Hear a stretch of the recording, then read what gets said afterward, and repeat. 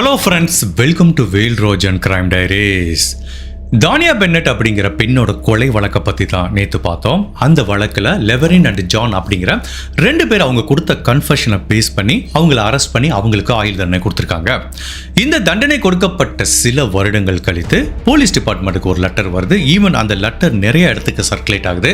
இல்லை அந்த கொலையை அவங்களாம் பண்ணல, நான் தான் அந்த கொலையை பண்ணேன், தப்பான கிரெடிட்டை ஒரு நபர் கொடுத்துட்டு 2 நிரபராதிகளை ஜெயிலில் போட்டீங்கிற மாதிரி அந்த லெட்டரில் மென்ஷன் பண்ணியிருக்காங்க. இனிஷியலாக போலீஸ் டிபார்ட்மெண்ட் இந்த மாதிரி லெட்டரை சீரியஸாக எடுத்துக்கல. பட் அவங்க பர்ஸ்பெக்டிவ்ல வந்து திங்க் பண்ணி பார்த்தா, ஓகே, இந்த லெட்டர் உண்மைத்தன்மை எடுத்து விசாரிக்க ஆரம்பிச்சு ஒருவேளை இந்த லெட்டரில் சொல்றது உண்மையான தகவல்னு வச்சுப்போம், அப்போ தவறான ஒரு நபரை பிடிச்சி ஜெயிலில் போட்டாங்களே, போலீஸ் நீங்கள் என்னப்பா வேலை பார்க்குறீங்கிற மாதிரி இந்த மாதிரி போலீஸ் டிபார்ட்மெண்ட் மேல ஒரு பழிச்சொல் வருங்கிறதுனால இந்த லெட்டரை போலீஸ் டிபார்ட்மெண்ட் அப்படி கண்டுக்காம விட்டாங்க. பட் அதே டயத்துல இந்த லெட்டர் வந்த ஜேர்னலிஸ்ட் இதை விட்டுருவாரா? அவர் என்ன பண்றாரு, இந்த லெட்டர்ல சொல்லப்பட்ட ஒவ்வொரு வாசகத்தையும் ரொம்ப டீப்பா பாக்குறாரு. இந்த லெட்டர் எழுதப்பட்டது 1994 95 தொடர்ந்து நிறைய லெட்டர் வருது.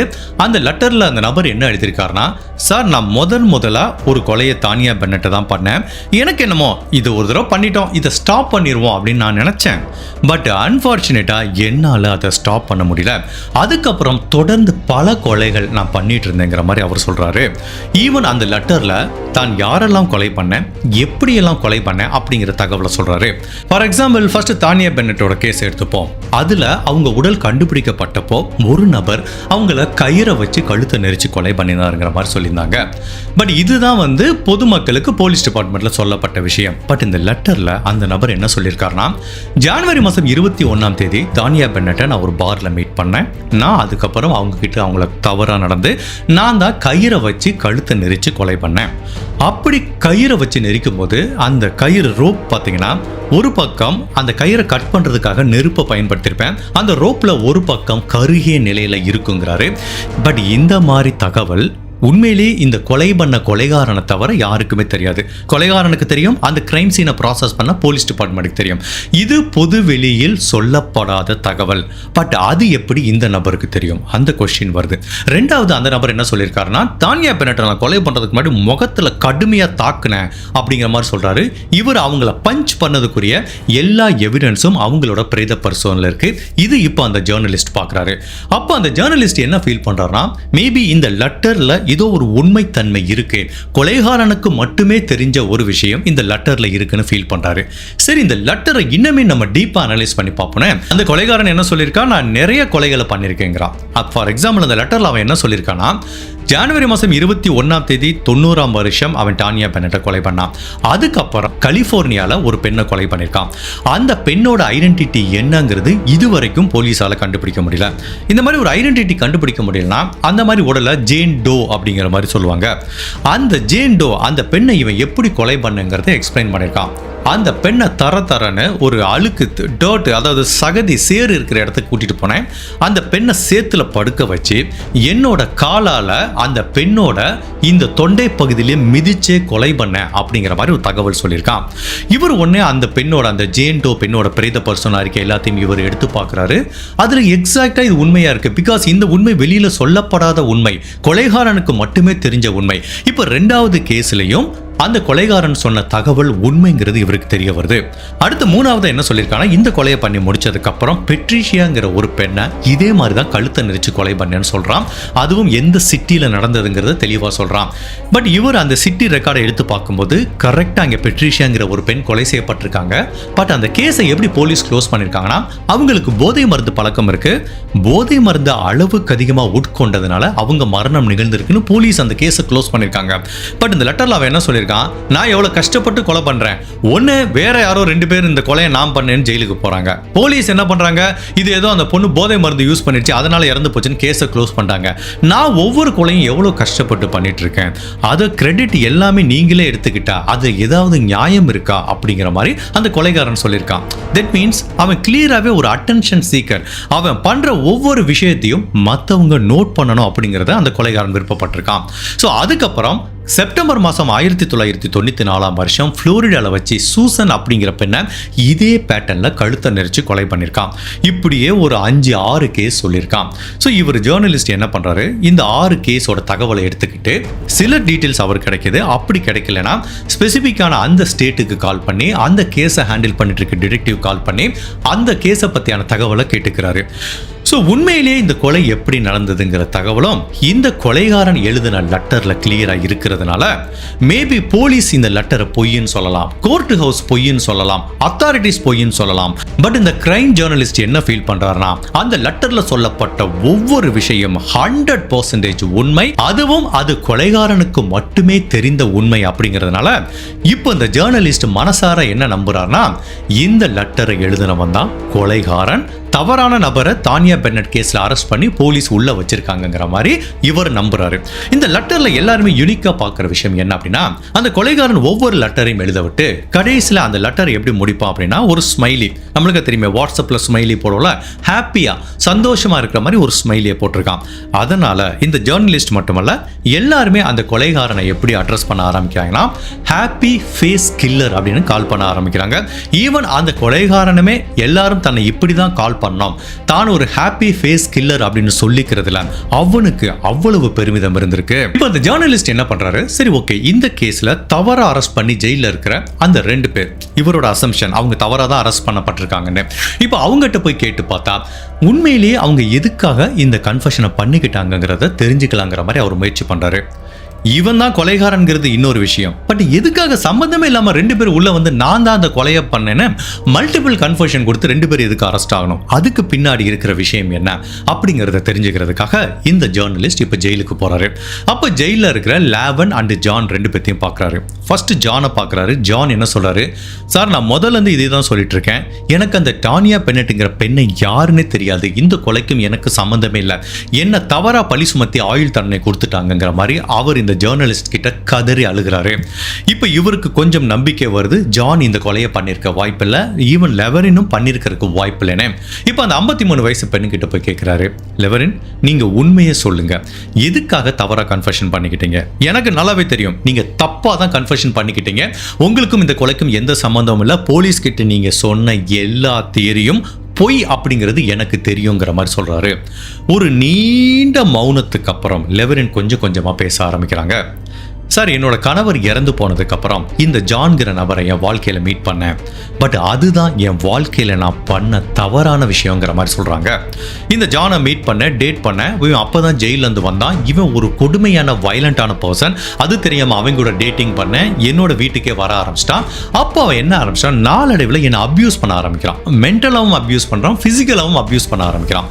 அப்போ அவனுக்கு நான் கடுமையான எதிர்ப்பு தெரிவிக்கிறேன், இனிமேல் எனக்கு உங்க கூட நான் டேட்டிங் பண்ண விரும்பல, வீட்டை விட்டு வெளியில போடாங்கிறேன். அப்ப இந்த ஜான் என்ன சொல்றான், நீ எப்படி என்னை வீட்டை விட்டு வெளியில போலான்னு சொல்லலாம், நான் போக மாட்டேன், இனிமேல் இந்த வீட்டில் தான் இருப்பேன், என்ன வீட்டை விட்டு வெளியில போக சொன்னேன்னா ஒன்றை மட்டுமல்ல ஓ ஒட்டுமொத்த குடும்பத்தையே கருவறுத்துருவேங்கிற மாதிரி என்ன மிரட்டுறான். பிகாஸ் இந்த பார்ட்டிக்கு ஏற்கனவே பசங்க பேரம் பேத்தி எல்லாருமே இருக்காங்க. ஸோ அந்த குடும்பத்தையும் இவன் வந்து கொலை பண்ணிடுவேன்னு சொல்லி மிரட்டினதுனால நாளடைவில் அவன் சொல்ற எல்லா விஷயத்தையும் நான் கேட்க ஆரம்பிச்சிட்டேன்.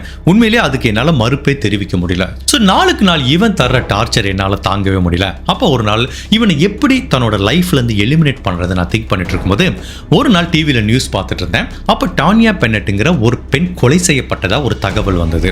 அப்போதான் எனக்கு ஞாபகம் வந்துச்சு, இந்த கேஸ்ல தன்னோட காதலரை எப்படி லிங்க் பண்ணி விடலாம், அவனை எப்படி மாட்டி விடலாங்கிறதுக்காண்டி தான் ஃபர்ஸ்ட் நான் போலீஸுக்கு ஃபோன் பண்ணி என்னோட காதலர் இதை பண்ணிருக்கிறதுக்கு வாய்ப்பு இருக்குங்கிற மாதிரி நான் அவங்களை வீட்டுக்கு வர சொன்னேன்.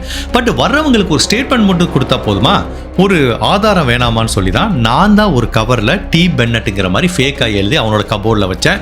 போலீஸ் அதை எடுத்துட்டு போனாங்க, அது ஒர்க் அவுட் ஆகல. என்னடா இது, இவன் தப்பிச்சிடுவானு சொல்லிட்டு நானே அந்த டானியா பென்னட் கடைசியில் என்ன ஜீன்ஸ் போட்டிருந்தாங்களோ அதே கலர்ல ஒரு ஜீன்ஸ் வாங்கி அந்த ஃபிளையர் ஏரியாவை கட் பண்ணி பர்சுக்குள்ள வச்சு நானே போலீஸை வர சொல்லி இந்த தடயத்தை பிளாட் பண்ணேன். பட் ஃபாரன்சிக் டீம் கண்டுபிடிச்சிட்டாங்க இது தானியாவோட ஜீன்ஸ்ல இருந்து வந்தது இல்லைன்னு. எனக்கு உண்மையிலேயே என்ன பண்றதுன்னு தெரியல. பட் இவன் வெளியில இருந்தானா தன்னோட குடும்பத்துக்கு ஆபத்து, அதனால இவன் எப்படி உள்ள அனுப்புறதுங்கிறதுனால ஒரு ஸ்டேஜில் நான் என்ன ஃபீல் பண்ணேன், சரி டைரக்டா இவன் தான் கொலை பண்ணா, அதை நான் நேராக பார்த்தேன், அந்த உடம்பை டிஸ்போஸ் பண்றதுக்கு நான் உதவி செஞ்சேன்னு போலீஸ் கிட்ட போய் சொன்னா அந்த கன்ஃபெஷனையும் போலீஸ் 100% எடுத்துக்கல, அதுக்கும் தடயம் இல்லைங்கிறாங்க. அப்போதான் நான் முடிவு பண்ணேன், நான் ஜெயிலுக்கு போனா கூட பரவாயில்ல, நான் வாழ்க்கை ஃபுல்லா ஜெயில இருந்தா கூட பரவாயில்ல, இந்த ஜான் ஜெயிலுக்கு உள்ள போனாதான் என்னோட குடும்பம் காப்பாற்றப்படுங்கிறதுனால கடைசியா தவறான ஒரு கன்ஃபெஷனை சொன்னேன். அந்த கயிறை வச்சு இந்த மாதிரி நாங்க ஒரு பால் அடைஞ்ச பில்டிங்குள்ள போனோம், நான் தான் கழுத்தை பிடிச்சிட்டு இருந்தேன், அவன் உடல் ரீதியான தொடர்புல இருந்தாங்கிற மாதிரி நாங்க 2 பேரும் சேர்ந்து பண்ணோங்கிறதுனால ஏன் மேலேயும் ஒரு பழி சுமத்துறதுனால இப்போ ஆப்வியஸ்லி போலீஸ் கேமரா சந்தேகம் வராது. இப்போ நம்ம தேர்ட் பர்சன் பண்ணான்னு சொன்னா அதை நீ பார்த்தையா, நீ நேரா பார்த்தியா, அதுக்கு என்ன தடயம் இருக்குன்னு கேட்பாங்க. நாங்க 2 பேரும் சேர்ந்தா சார் பண்ணோம் அப்படின்னா அந்த கன்ஃபெஷனுக்கு ஒரு வேலிட் அதிகம், அது உண்மைத்தன்மை அதிகமா இருக்குங்கிற மாதிரி போலீஸ் நம்புவாங்கங்கிறதுனால தான் என்னோட வாழ்க்கையே போனாலும் பரவாயில்லன்னு சொல்லி தான் சார் இந்த மாதிரி ஒரு தவறான கன்ஃபெஷனை நான் கொடுத்து உள்ள வந்தேன் அப்படிங்கிற மாதிரி இன்னொரு குண்டை தூக்கி போடுறாங்க. இப்போ அந்த கிரைம் ஜேர்னலிஸ்டுக்கு மட்டுமல்ல, உங்களுக்கும் எனக்கும் ஒரு டவுட் இருக்கும். இந்த பாட்டியை வேணும்னே தப்பான ஒரு கன்ஃபெஷன் பண்ணிக்கிட்டாங்க அப்படின்னா தானியாவோட உடல் எங்க கண்டுபிடிக்கப்பட்டதோ அந்த இடம் எப்படி இந்த பாட்டிக்கு தெரியும், கரெக்டா எப்படி அந்த இடத்த பின் பாயிண்ட் பண்ணி காமிச்சாங்க அப்படிங்கிற கொஸ்டின் வரும்போது இந்த ஜேர்னலிஸ்ட் அதை அந்த பாட்டி கிட்ட கேட்கிறாரு. அப்ப அந்த பாட்டி சொல்றாங்க, சார் இது ரொம்ப ஈஸியான விஷயம் சார், எப்ப தானியாவோட உடல் கண்டுபிடிக்கப்பட்டதோ அப்பவே நியூஸ் பேப்பர்ல பெரிய ஆர்டிகல் இருந்தாங்க, போட்டோ போட்டிருந்தாங்க, எந்த இடத்துல தானியா உடல் கண்டுபிடிக்கப்பட்டதுங்கிறத அவ்வளவு பின் பாயிண்ட் பண்ணி போட்டிருந்தாங்க. நான் அந்த நியூஸ் பேப்பரை பார்த்தேன், அதை நான் மட்டும் இல்லை யாரு பார்த்தாலும் அந்த இடத்த ரொம்ப ஈஸியா லொகேட் பண்ண முடியும் சார், நான் அதை ஒரு ஆப்பர்ச்சுனிட்டிக்கா பயன்படுத்திட்டு போலீஸை ஏமாத்திட்டேங்கிற மாதிரி சொல்றாங்க. சோ இப்போ இவங்க 2 பேரும் நிரபராதின்னு தெரியுது, என்ன காரணத்துக்காண்டி தவறா கன்ஃபெஷன் பண்ணிக்கிட்டாங்கிறது தெரியுது. அப்போ அந்த லெட்டர் எழுதின நபர் தான் உண்மையிலேயே தானியா பென்னட்டை மட்டுமல்ல பல பேரை கொலை பண்ணியிருக்காருங்கிறது தெரிய வருது. ஒரு கிரைம் ஜேர்னலிஸ்டால இவ்வளவுதான் பண்ண முடியும். அவர் என்ன போலீஸ் மாதிரி போய் அந்த கொலைகாரனை தேட முடியுமா? கண்டிப்பா தேட முடியாது. பட் போலீஸ் கம்ப்ளீட்டா இந்த லெட்டரை இக்னோர் பண்ணாங்க. தானியா பென்னட்ல விசாரணை முடிஞ்சதா இவங்க 2 பேரும் தான் தண்டனை, இவங்க 2 பேரும் தான் வாழ்க்கை ஃபுல்லா ஜெயில இருக்கும். இந்த கேஸை எங்களால இந்த மாதிரி ஒரு லெட்டர் வந்துச்சுன்னு ரீஓபன் பண்ண முடியாதுங்கிற மாதிரி சொல்லிடுறாங்க.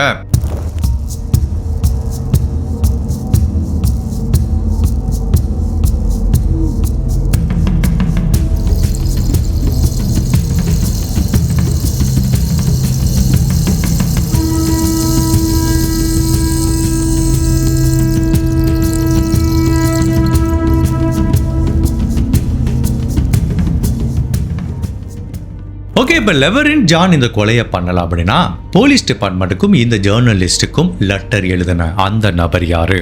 ஹாப்பி ஃபேஸ் கில்லர் அப்படிங்கிற இந்த ஸ்மைலியான சிரிச்ச முகத்துக்கு பின்னாடி ஒளிஞ்சிட்டு இருக்க அந்த அரக்கன் யாரு? போலீஸ் அவனை பிடிச்சாங்களாங்கிற பலவித குழப்பங்களும் திருப்பங்களும் நிறைஞ்ச ஒரு வித்தியாசமான சீரியல் கில்லிங் கேஸ் தான் இன்னைக்கு நம்ம வீடியோவில் பார்க்க போறோம். அதுக்கப்புறம் இந்த கொலையை யாரு பண்ணாங்க அப்படிங்கிறதான் இந்த வீடியோவோட இறுதி பாகத்தில் பார்க்க போறோம். அப்படி இந்த ஹாப்பி ஃபேஸ்ங்கிற சீரியல் கில்லர் யாருங்கிறத நம்ம தெரிஞ்சுக்கிறதுக்கு முன்னாடி உங்க டைம் 2 செகண்ட்ஸ் எனக்காக ஸ்பெண்ட் பண்ணி என்னோட வீடியோஸ் உங்களுக்கு பிடிச்சிருந்துச்சுன்னா லைக் பண்ணிட்டு கமெண்ட் பண்ணுங்க. இன் கேஸ் என்னோட சேனலை இதுவரைக்கும் நீங்க சப்ஸ்கிரைப் பண்ணாம பார்த்தீங்கன்னா மறக்காம சப்ஸ்கிரைப் பண்ணி என்ன சப்போர்ட் பண்ணுங்க. ஸோ இந்த லெட்டர் வந்து சில வருடங்கள் உருண்டோடி போது ஜேர்னலிஸ்டுக்கு தெரியுது உண்மையான கொலைகாரன் வெளியே சுத்திட்டு இருக்கான். அவன் லெட்டர்ல சொன்ன மாதிரி இன்னும் 6-7 பேர் இல்லை எத்தனை பேர் கொலை பண்ணுவானுங்கிறது தெரியாது. பட் ஜேர்னலிஸ்டா அவர் ஒன்றும் பண்ண முடியாது. கண்டிப்பா ஒரு நாள் இந்த கொலைகாரன் பிடிபடுவாங்கிற நம்பிக்கை அவருக்கு இருந்துட்டு இருக்கு. இந்த டைத்துல மார்ச் மாசம் 1995ஆம் வருஷம் இதே மாதிரி ரோட்டு ஓரத்துல வாஷிங்டன்ல ஒரு பெண்ணோட சடலத்தை கண்டுபிடிக்கிறாங்க. அந்த பெண்ணோட சடலம் ஜூலியன் அப்படிங்கிற ஒரு பெண்ணுக்கு சொந்தமானதுன்னு தெரிய வருது. இப்போ அந்த ஜூலியன்கிற பெண்ணை யாரு கொலை பண்ணிருப்பா அப்படிங்கிற ஆங்கிள் போலீஸ் விசாரணை பண்றாங்க. ஜூலியனோட அம்மா கிட்ட போய் விசாரிக்கும் போது அவங்க என்ன சொல்றாங்கன்னா, இந்த ஜூலியனுக்கு இப்ப ரீசெண்டா ஒரு பாய் ஃப்ரெண்ட் இருக்கான், அவன் ஒரு ட்ரக் டிரைவரா இருக்கான், மேபி நீங்க அவனை விசாரிச்சு பாருங்கிற மாதிரி சொல்றாங்க. இப்போ போலீஸ் இந்த ட்ரக் டிரைவரை பார்க்க போறாங்க. அந்த நபர் வீட்டில் இல்லை. பட் அந்த ட்ரக் டிரைவரை பற்றி விசாரிக்கும் போது அவனோட பேரு கீத் ஹண்டர் அப்படிங்கிற மாதிரி தெரிய வருது. ஸோ இவங்க வீட்டுக்கு போறப்ப ஹீத் இல்லை, பட் அவனை பிடிக்கிறதுக்காக போலீஸ் வெயிட் பண்ணிட்டு இருக்கும்போது ஃபைனலா ஒரு நாள் இந்த கீத்தை பிடிச்சிடுறாங்க. ஏன்னா இவன் ஒரு ட்ரக் டிரைவர் அப்படிங்கிறதுனால இவன் ஆல் ஓவர் அந்த யூஎஸ் ஃபுல்லாவே டிரைவிங்ல இருப்பான். ஸோ ஃபைனலா ஒரு நாள் இந்த கீத்தை பிடிச்சிடுறாங்க. அவங்கிட்ட கேட்கும்போது அவன் என்ன சொல்றான், சார் ஜூலியன்கிற பெண்மணி என்னோட லவ்வர் தான் சார், பட் எக்ஸ் லவர், எங்களுக்குள்ள பிரேக்கப் ஆகி ரொம்ப நாளாச்சு. நான் கடைசியாக என் கூட தான் ஒரு நாள் ட்ரக்ல வந்தாங்க, எங்க 2 பேத்துக்குள்ள சண்டை வந்துச்சு, பிரேக்கப் ஆயிட்டு அவங்கள நான் இறக்கி விட்டு போயிட்டேன், அதுக்கப்புறம் அவங்கள பார்க்கவே இல்லை சார் அப்படிங்கிற மாதிரி இவன் சொன்னா கூட இவன் சொல்ற ஸ்டேட்மெண்ட்ல போலீஸுக்கு நம்பிக்கை இல்லை. அப்ப என்னதான் இந்த கீத் ஹண்டரை அரெஸ்ட் பண்றதுக்கு போலீஸ் கிட்ட எந்த விதமான தடயம் இல்லாம இருந்தா கூட கண்டிப்பா இவன் தான் பண்ணிருப்பான்னு போலீஸுக்கு தெரியுது. சரி ஓகே கீத், நீங்க போயிட்டு வாங்க, நாங்க திரும்ப உங்களை கூப்பிடுறோங்கிற மாதிரி சொல்லிடுறாங்க. இப்போ இந்த கீத் கண்டர் வீட்டுக்கு போயிடுறான். அவனுக்கு கடுமையான மன உளைச்சல் ஏற்படுது. கண்டிப்பா போலீஸ் நம்மளை பிடிச்சிருவாங்க, ஏன்னா அவன் தான் ஜூலியனை கொலை பண்ணியிருக்கான். அதனால போலீஸ் கிட்ட மாட்டிக்க விரும்பாம அவன் தற்கொலை பண்ணிக்க முயற்சி பண்றான். கிட்டத்தட்ட பாட்டில் கணக்கா தூக்க மாத்திரையை சாப்பிட்றான். 2-3 நாள் தொடர்ந்து தூக்க மாத்திரை சாப்பிட்றான். பட் அப்போ கூட அவனுக்கு மரணம் வரல, உயிர் பழச்சிடறான். வேற வழியில் நம்ம போலீஸ் கிட்ட போய் மாட்டிக்கிற மாதிரி தான் ஒரு சூழ்நிலை இருக்கு. சரி, ஓகே, நம்மளே போலீஸ் கிட்ட போய் சொல்லிடலான்னு சொல்லிட்டு நேராக அந்த டிடெக்டிவ் கால் பண்றான். சார், நான் ஒத்துக்கிறேன், ஜூலியானாவை நான் தான் கொலை பண்ணேன், என்னை வந்து அரெஸ்ட் பண்ணிக்கோங்க சார் அப்படிங்கிறான். அதோட மட்டுமல்லாம இந்த கீத் கண்டருக்கு ஒரு சகோதரர் இருக்காரு. அந்த சகோதரருக்கு ஒரு 5-6 பக்கம் ஒரு லெட்டர் எழுதுறான். அந்த லெட்டரை எழுதி தன்னோட சகோதரருக்கு அனுப்பிடுறான். அதுக்கப்புறம் இந்த ஜூலியானாவை கொலை பண்ண வழக்கில் கீத் கண்டரை அரெஸ்ட் பண்ணி போலீஸ் ஜெயிலில் போடுறாங்க. அப்படி ஜெயிலில் போடும்போது அவனுக்கு ஒரு சின்ன பதட்டம் வருது. தன்னோட பிரதருக்கு அந்த லெட்டரை நம்ம எழுதிருக்கவே கூடாதுன்னு உடனே அந்த சகோதரரை கான்டாக்ட் பண்ண முயற்சி பண்ணி, நான் உனக்கு ஒரு லெட்டர் எழுதுனால அந்த லெட்டரை கம்ப்ளீட்டா கிழிச்சு போட்டுறேன், அதை பத்தி யாருக்கிட்டையும் எதுவும் சொல்லாதன்னு இவன் சொன்னா கூட இந்த கீத் கண்டர் அவங்க சகோதரரை கான்டாக்ட் பண்றதுக்கு முன்னாடியே அந்த லெட்டர் போலீஸ் டிபார்ட்மெண்ட்டை போய் சேர்ந்துருது.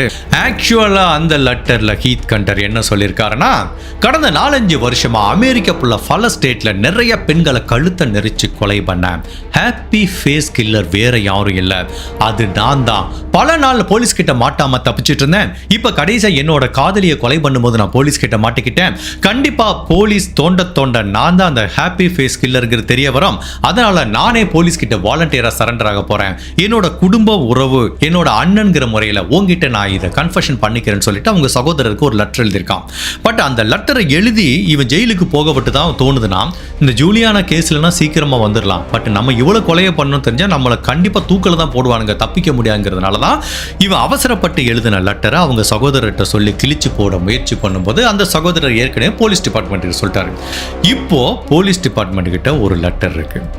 இவன் தான் ஹாப்பி ஃபேஸ் கில்லர்னு அவங்க சகோதரர் எழுதின லெட்டர், கீத் கண்டர் எழுதின லெட்டர். பட் உண்மையிலேயே இவன் தான் ஹாப்பி ஃபேஸ் கில்லருங்கிறத எப்படி கண்டுபிடிக்கிறது அப்படிங்கிறதுக்கு போலீஸ் 2 விதமான ஃபாரன்சிக் டெக்னிக் யூஸ் பண்றாங்க.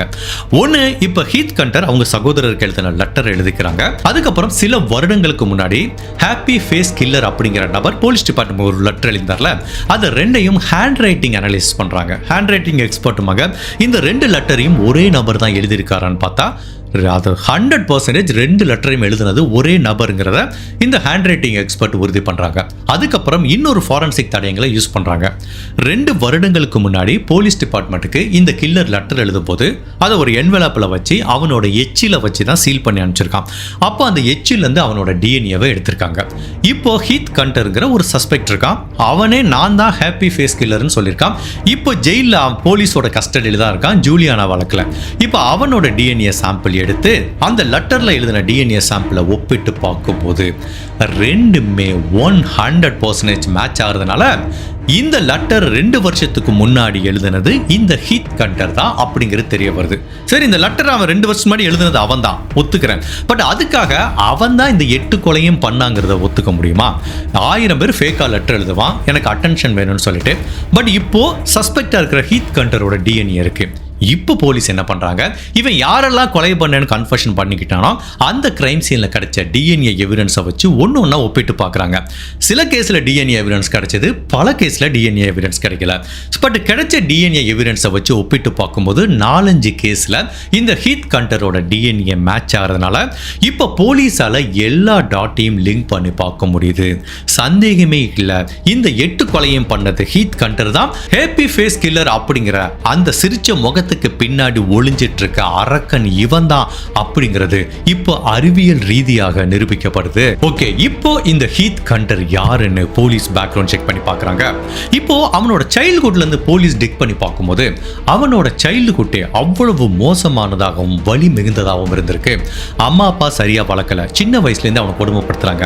நீங்க இந்த போட்டோல பாத்தீங்கன்னா தெரியும், இவன் ஆள் பார்க்க ரொம்ப ஸ்ட்ரவுட்டா குண்டா இருக்கிறதுனால ஸ்கூல்ல இருந்து நிறைய பேர் இவனை கேலி பேச ஆரம்பிக்கிறாங்க. எல்லாருமே கேலி பேசி இவனை அப்படியே தனியா வச்சிருக்கும் போது இவனுக்குள்ள அளவுக்கு அதிகமான தாழ்வு மனப்பான்மை வர ஆரம்பிக்குது.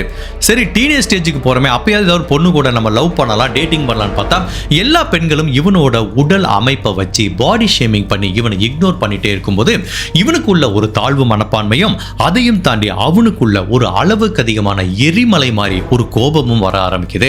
அப்படி கோபம் வரும்போது என்ன பண்றான், அந்த கோபத்தை தீர்த்துக்கிறதுக்காக சின்ன சின்ன அனிமல்ஸை கொலை பண்ண ஆரம்பிக்கிறான். 2-3 நாயை கொலை பண்றான், பூனையை கொலை பண்றான். கொலை அப்படின்னா சித்திரவதை பண்ணி கொலை பண்றது. அவன் வீட்டுக்குள்ள ஒரு நாள் ஒரு பூனை வந்துருச்சு. அந்த பூனையை எடுத்து கயிறை வச்சு கெட்டி தூக்குல விடுற மாதிரி தொங்க விட்டு அவ்வளவு கொடூரமா கொலை பண்ணிருக்கான். இதை ஒரு நாள் அவங்க அப்பா பார்த்து என்ன பண்ணிருக்கணும், இப்படிலாம் சித்திரவதை பண்ணக்கூடாது அனிமல்ஸ்ன்னு சொல்லியிருக்கணும். அவங்க அப்பா அதை என்கரேஜ் பண்ணிருக்காரு. இந்த பூனை தாண்டா நம்ம வீட்டுக்குள்ள வந்து அவ்வளவு பிரச்சனை பண்ணிட்டு இருக்கு, சபாஸ் அதை போட்டு தள்ளிட்டியா அப்படின்னு சொல்லி என்கரேஜ் பண்ண விட்டு இவனுக்கு அதுல ரொம்பவே ஆர்வம் அதிகமாகி நிறைய அனிமல்ஸை வந்து டார்ச்சர் பண்ண ஆரம்பிக்கிறான், சித்திரவதை பண்ணி கொலை பண்ண ஆரம்பிக்கிறான். அதுக்கப்புறம் சின்ன சின்ன வீட்டுக்கெல்லாம் நெருப்பு வைக்க ஆரம்பிக்கிறான். இந்த மாதிரி இவனோட மனசுக்குள்ள அவ்வளவு கொடூரமான எண்ணம் வர ஆரம்பிக்குது. இந்த இடத்துல நான் ஒரு விஷயம் சொல்றேன், நான் நிறைய கேஸில் கவர் பண்ணது படிச்சதை வச்சு சொல்றேன். சின்ன வயசுலேயே ஒரு சீரியல் கில்லர் எப்படி ஐடென்டிஃபை பண்றது அப்படிங்கிறதுக்கு 2 மிக முக்கியமான ஃபேக்டர் சொல்றாங்க. அதாவது எந்த ஒரு சிறுவனோ இல்லை ஒரு டீனேஜ் பையனோ இந்த மாதிரி அனிமல்ஸை சித்திரவதை பண்ணி கொடுமை பண்ணி கொலை பண்றாங்க அப்படின்னா அவங்க ஃபியூச்சர்ல சீரியல் கில்லரை வர்றதுக்கு சான்ஸ் இருக்கு. 2வது ஆர்சன், இந்த மாதிரி பர்பஸை நெருப்பு வைக்கிறது. அந்த மாதிரி யாராவது வேணுக்குமே ஒரு வீட்டுக்குள்ள போய் நெருப்பு வைக்கிறது அந்த மாதிரி இருந்தாங்கன்னா அவங்களும் சீரியல் கில்லரா வர்றதுக்கு வாய்ப்பு இருக்கு. இது எல்லாமே ஒரு சைக்காலஜிக்கல் ஃபேக்டர். இவனுக்கும் அது எல்லாமே இருந்திருக்கு. ஸோ இப்படியே இவன் வாழ்க்கை டீனேஜை கடந்த போது படிப்பு இல்லை, காலேஜுக்கு போல, ட்ரக் டிரைவர் ஆயிட்டான். அப்போ ஒரு பொண்ணை மீட் பண்றான், காதலிக்கிறான், அந்த பொண்ணை திருமணம் பண்ணிக்கிறான். அவங்களுக்கு 3 குழந்தை பிறக்குது. ஸோ சின்ன வயசுல என்னதான் இவன் வாழ்க்கை தடுமாறி போனா கூட இப்ப திருமணம் குழந்தைன்னு சொல்லிட்டு இவனோட வாழ்க்கை அவனோட மனது சமநிலையில் இருக்கு. இந்த பக்கம் போல அந்த பக்கம் போல. பட் இந்த டைத்துல ஒரு நாள் அவங்க ஒய்ஃப் என்ன ஃபீல் பண்றாங்கன்னா, இவன் ட்ரக் டிரைவர்னு ஊரு ஃபுல்லா டிரைவ் பண்ணிட்டு இருக்கான், இவனுக்கு நிறைய பெண்களோட தொடர்பு இருக்கோ அப்படின்னு சந்தேகப்பட்டு இவங்கிட்ட இருந்து டிவோர்ஸ் வாங்கிக்கிறாங்க. ஸோ எப்ப தன்னோட மனைவியும் தன்னோட குழந்தையும் தான் கிட்ட இருந்து பிரிஞ்சு போனதுக்கு அப்புறம் இவன் மனசுக்குள்ள ஒளிஞ்சிட்டு இருக்க அந்த அரக்கன் கொஞ்சம் கொஞ்சமா வெளியில வர ஆரம்பிக்கிறான். தனிமை இவன் மனசுக்குள்ள இருக்கிற அந்த கொடூரத்தை கொஞ்சம் கொஞ்சமா வெளியில கொண்டு வர ஆரம்பிக்குது. அப்ப என்ன ஃபீல் பண்றான், திரும்பவும் இந்த மாதிரி அனிமல்ஸை கொலை பண்ண ஆரம்பிக்கிறான். ஒரு ஸ்டேஜ்ல அவனுக்கு என்ன தோணுதுன்னா, எவ்வளவு நாள் தான் இந்த மாதிரி அனிமல்ஸை கொலை பண்ணிட்டு இருக்கிறது, யாராவது மனுஷங்களை கொலை பண்ணணும், I want to feel that அப்படிங்கிற மாதிரி ஒரு எண்ணம் இவனுக்குள்ள வர ஆரம்பிக்குது. அதுக்குரிய தவறான சந்தர்ப்பம் தான் இவன் பாருக்கு போகும்போது தானியா பென்னட் கிட்ட கிடைச்சிருக்கு. ஸோ இது வந்து எல்லாமே இவனை பத்தி பேக்ரவுண்ட் செக் பண்ணி பார்க்கும்போது இவன் எப்படி உண்மையிலேயே இந்த கொலையெல்லாம் பண்ண ஆரம்பிச்சாங்கிறது. பட் இது எல்லாமே அறிவியல் ரீதியா நிரூபிச்சா கூட, அந்த லெட்டர் எழுதுனது இவன் தான் நிரூபிச்சா கூட, அந்த ஹீத் கண்டரோட வாயிலிருந்து உண்மையை வர வைக்கணுங்கிறதுக்காண்டே இப்ப அந்த ஹீத் கண்டரை விசாரணை கூட்டிட்டு வராங்க. இந்த கிட்டத்தட்ட இந்த 8 கொலை வழக்கில் இன்வால்வ் ஆயிருக்கு டிடெக்டிவ் வராங்க. ஈவன் தானியா பென்னட் கேஸை ஹேண்டில் பண்ணிட்டு இருந்த டிடெக்டிவும் வர்றாரு. ஸோ எல்லார்கிட்டையும் இவன் வாயாலே கன்ஃபெஷன் சொல்றான். இவன் என்ன சொல்றான்னா, நான் ஜனவரி மாதம் 21ஆம் தேதி 1990ஆம் வருஷம் பாருக்கு போனேன், அங்க தானியா பென்னட்டை மீட் பண்ணேன். அப்போ எங்கள் 2 பேத்துக்குள்ளேயும் ஒரு நல்ல பாண்டு வந்தது. நான் அவகிட்ட என்ன சொன்னேன், ஈவினிங் நான் உன்னை டின்னருக்கு வெளியில கூட்டு போறேன்னு சொன்னேன். ஸோ 2 பேரும் ஒரு இடத்துல மீட் பண்ணோம் ஈவினிங். அப்போ என்கிட்ட காசு இல்லை, எனக்கு நல்லாவே தெரியும் அவளுக்கு டின்னர் வாங்கி கொடுக்குற அளவுக்கு காசு இல்லை. அப்போ நான் அவட்ட என்ன சொன்னேன், ஐயோ என்னோட பர்ஸை வீட்டில் மறந்துட்டு வந்துட்டேன், என்னோட வீட்டுக்கு போய் பர்ஸை எடுத்துட்டு அதுக்கப்புறம் போகலான்னு சொன்னேன். அவளும் சரின்ட்டா. ஸோ 2 பேரும் வீட்டுக்கு போனோம். அதுக்கப்புறம் நாங்கள் 2 பேரும் உடல் ரீதியான தொடர்பில் இருந்தோம். அப்படி உடல் ரீதியான தொடர்பில் இருந்து முடிக்க விட்டு அவ சொன்ன ஒரு கமெண்ட் என்னை உண்மையிலேயே பயங்கர கோபக்காரன் ஆக்கிருச்சுங்கிறாங்க. நான் கேட்டேன், என் கூட உடல் ரீதியான தொடர்பில் அந்த எக்ஸ்பீரியன்ஸ் உனக்கு எப்படி இருந்துச்சுன்னு கேட்டதுக்கு, அப்படி ஒன்றும் பெருசா இல்லை அப்படின்னு ஒரு கமெண்ட் சொன்னா பாருங்க. அந்த கமெண்ட் எனக்கு எதை ஞாபகப்படுத்துச்சுன்னா, என்னோட முன்னாள் மனைவி என்னை அடிக்கடி டீஸ் பண்றதுக்காக சொல்ற அந்த வார்த்தை என்னை ஞாபகப்படுத்த விட்டு எனக்கு பயங்கர கோபம் வந்து டானியாவோட முகத்திலே ஒரு குத்து விட்ட பயங்கரமா அடிச்சேன். அவ ஆல்மோஸ்ட் மயங்கிட்டா. அப்ப கூட என்னோட கோபம் தீராம அங்க பக்கத்துல இருக்க கயிறை வச்சு அவளோட கழுத்தை இறுக்கி கொலை பண்ணிட்டு நான் தான் என்னோட ட்ரக்கில் வச்சுட்டு இந்த மாதிரி ஊருக்கு ஒதுக்கு போறாம ஒரு இடத்துல தூக்கி போட்டு போனேன். பட் அவளோட ஜீன்ஸ்ல இருக்க ஃபிளையர் ஏரியாவை நான் ஏன் கட் பண்ணேன்னா, அது நினைவு சின்னமா எடுத்துட்டு போகணும்னு கட் பண்ணல. அந்த ஃபிளையர் ஏரியால ஒரு பட்டன் இருக்கு, அந்த பட்டன்ல என்னோட கைரேகை பட்டுருச்சு. ஜென்ரலா நம்மளுக்கு தெரியும் பட்டன்ல இருந்து ஈஸியா கைரேகை எடுக்க முடியும். பட் இந்த ஒரு டென்ஷனான சூழ்நிலை கூட இவன் ரொம்ப கிளவரா திங்க் பண்ணி அந்த பட்டனை எடுக்க ட்ரை பண்ணியிருக்கான். முடியல. அப்படியா, அந்த ஃபிளையர் ஏரியாவை ஃபுல்லாவே கட் பண்ணி எடுத்துட்டு போயிருக்கான். ஸோ இப்போ எனக்கு என்ன தோணுச்சுன்னா, ஓகே ஒரு கொலை பண்ணிட்டோம், இனிமேல் பண்ணவே கூடாது, தப்பு பண்ணிட்டோங்கிற மாதிரி நினைச்சிட்டு இருக்கேன். அந்த டைத்துல தான் இந்த கொலையை நானே பண்ணேன்னு சொல்லிட்டு வாலண்டியரா 2 பேர் ஜெயிலுக்குள்ள போனாங்க. அப்போ எனக்கு அளவுக்கு அதிகமான ஒரு நம்பிக்கை வந்தது.